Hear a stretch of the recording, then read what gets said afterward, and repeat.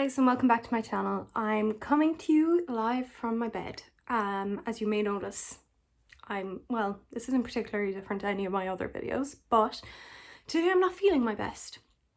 So I wanted to be more honest about it and talk to you about why I'm not feeling my best, which is namely to do with my chronic illness. You may also be a bit confused because I do have makeup on, and my hair straightened, which is literally just from my job. It's Friday evening. I'm after coming home after working full-time all week, and I am pretty tired. As usual, Friday evenings are a bit rough for me, and I just wanted to be honest about that. So this is like 12-hour-old makeup, as you can tell, with my mask knee at the moment. But yeah, I said I would still talk to you about my history with chronic illnesses and my health history in general. And I suppose I would call this my chronic illness journey, which is a bit lengthy, and I will try to keep it really succinct and maybe in future videos go into more detail if you'd like that. But for now, I'm going to split this up into 3 parts, which is my childhood, my teen years, and my adulthood. The bulk of my life, well, not the bulk of my life, the bulk of my history with chronic illness has happened during my adulthood. So we'll probably begin with that. But I hope you enjoy this video, and I hope you're okay with me creating a space to talk about chronic illnesses online in a very, I suppose, candid way and off the cuff kind of manner, in the sense of how we should talk about everything. So thanks, guys. To begin my life as a child, I would say, to be honest, I was a pretty average child health-wise. I always caught head colds and the usual things like stomach bugs, but not at a particularly extreme rate. Otherwise, I was a very normal child. To summarize, however, my birth was quite traumatic, leaving me with a small curvature of my spine, which created a lot of pain, which my family weren't able to discover until I was 2 or 3 years old. It got corrected slightly, but it's still something I have to deal with every now and then, and informs my terrible posture, hence why it's so easy for me to be concave and kind of in. But otherwise, as a child, I was mostly, I would say, pretty normal. In the sense that I suppose the only extra things were I had extreme bruising. I would say I bruised very easily, and my teeth quality was pretty good, except I noticed that when I was growing, my teeth were loose, and they were always loose and moving, which at the time my dentists always insisted that this would change after puberty and into adulthood. Your teeth would firm up, but spoiler alert, they never have. So other than that, I was your average child, highly sensitive to sugar and caffeine, but nothing else particularly, except allergies to wheat and to hay fever allergies, which they're still pretty bad, to be honest. Not particularly my wheat allergy, but hay fever is still something I deal with. But overall, as a child, I was particularly healthy. The most infections I would probably get were earaches, which that's just something I'm prone to. I'm still prone to that as an adult. I used to get a lot of nosebleeds. I'm constantly having nosebleeds, particularly at changes of weather. But otherwise, I was pretty sturdy, to be honest. My obvious bruising was different, and that did stand out, but I would say not especially at the time, to be honest, because I was constantly playing outside. I was playing on farms. I was messing around with cousins, so it was never really clear or questioned, I suppose, where that was coming from. So otherwise, my life as a child was pretty much normal. So that's one section done and summarized really, really quickly. For the sake of this video, I'm going to consider the teenage years to be between 13 and 18. Just simply because I suppose it was my time in secondary school and my more formative years pre-college. Which I would consider more of an adult time in my life. Not that I was particularly mature at 18 and 19, but, you know, I mean, that's probably the easiest way to summarize it. But yeah, so as a teen, nothing particularly changed, except that around the age of 14, I noticed that I was getting a lot more head colds. I was catching a lot more flus. Every small little thing that was going, I had it. So, which my blood tests were always coming back fine, everything was always coming back fine, so my mom just tried to build me up with vitamins, but otherwise didn't particularly know why. Thought maybe I just had a genetic predisposition to having a low immune system. I wasn't sure. Otherwise, during that time, I was still heavily bruising and my teeth were still incredibly loose.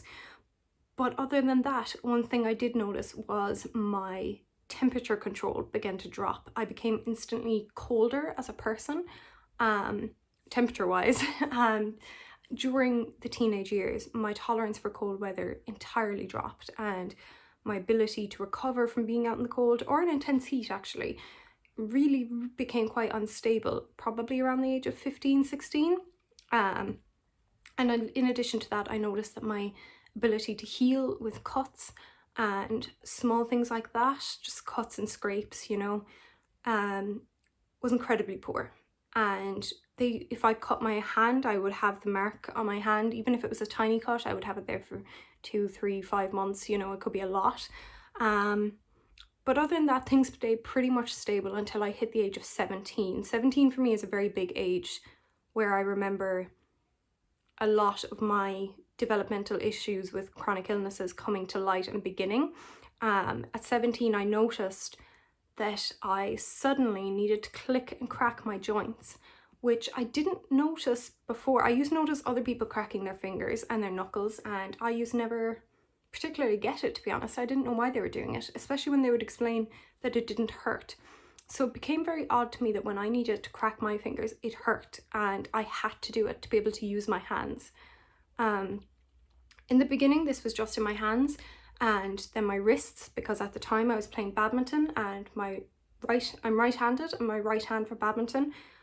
Now I used to, at the time, I thought I was spraining my wrist over and over and repeatedly, and that's what my physio thought. However, now I realised that it was simply hypermobile and moving in and out of place, and cracking in and out, and badminton wasn't going to be a great sport for me to play, unfortunately. But at the time at 17 and 18, my max joint cracking was probably my fingers. I couldn't crack my spine or my hips or anything at that point. And I suppose I'm using the word cracking because at that point in my life as a teenager, that's what I considered it to be. Now that I'm diagnosed with Ehlers-Danlos syndrome, hypermobility type, I now realise what I was doing was subluxing, which is partial dislocation. And we'll get more into that in a minute, but at the time, being in my teen years, it just felt like I was just cracking my knuckles like everybody else, and everybody else was just lying about how much it hurt. To be honest, that's how I thought it was. At the time, also alongside this, I began having stitching pains in my chest, not consistent and not all the time, not even every day. It was very odd because anytime I would go to get my heart rate tested or blood pressure tested, everything was always fine. But I used to get such stitching pains in my chest that my doctor thought was anxiety. I thought it was anxiety from exams. My mom thought it was stress related. And now I wish I could go back to that 17-year-old self and kind of honestly just give her a hug and be like, it's okay, you know, you did your best. So yeah, that is sort of, I guess, my teen years. The biggest developments during my teen years would be the poor healing and the clicking joints and stitching pain in my chest. Otherwise, pretty normal energy levels. I suppose I dealt with more exhaustion, but I feel like everybody does as a teenager. It wasn't profound. It wasn't particularly abnormal, definitely not. So that's basically my teen years summed up.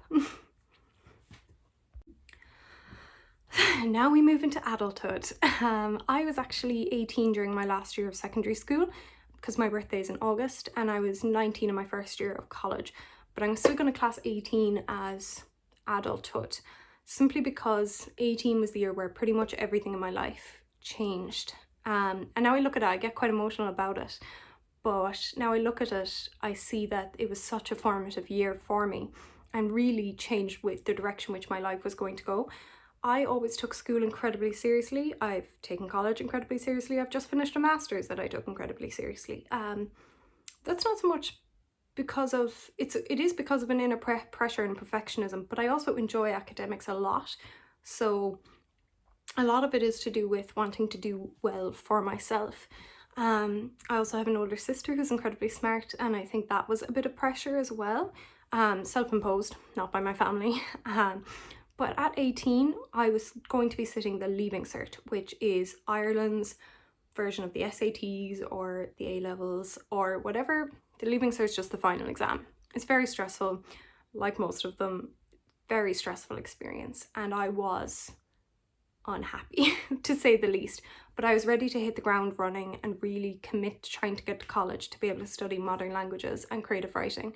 Writing for me is always my key thing, so I was willing to work incredibly hard to get this. However, at 18, we started school in the last week of August, and by the first week in September, I was very sick.